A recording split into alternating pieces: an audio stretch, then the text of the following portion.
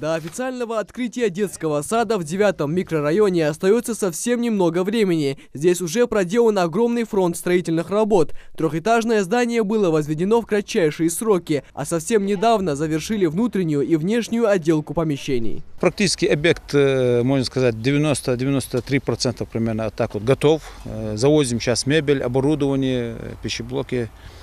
Полностью ведутся работы по озеленению территории.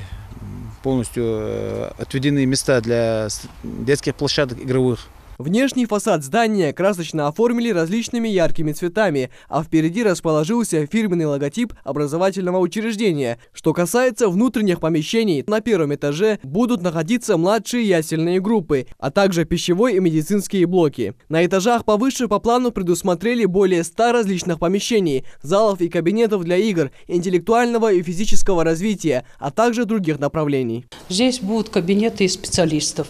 Здесь мы планируем физкультурный зал, будет лекционный зал, компьютерный класс. Далее у нас будет развит шахматный клуб.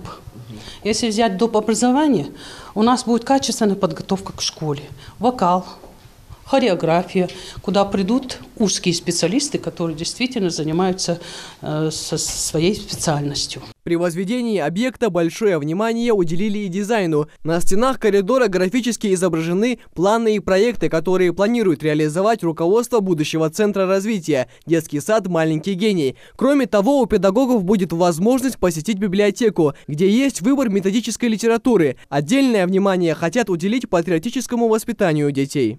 Будет прекрасный мини-музей, где мы будем готовить детей в духе своих традиций, обычаев своего ингушского народа. Здесь будет дизайн флоры и фауны нашей республики. Дальше дети будут изучать еще флору, фауну Африки, Америки, России, потому что наш ребенок, сегодняшний современный ребенок, он должен получать достаточно инновационного характера вот эти проекты. По словам руководителя центра, их образовательное учреждение также станет площадкой, где будут проходить практику студенты вузов и СУЗов. К тому же на базе детского сада откроют различные направления. Сюда входят группы коррекционного характера, дополнительное образование в виде кружков и секций и многие другие. А обучать всему этому детей будут квалифицированные педагоги со всей страны. В этом центре будут организованы 2 федерального значения площадки. Это будет площадка от Института семьи и детства, который курирует Минобр России. Будет внедряться самая лучшая в стране программа «Вдохновение». Другая площадка от Института психологической службы. Мы заключили договора с ними, уже эти площадки имеют лицензию.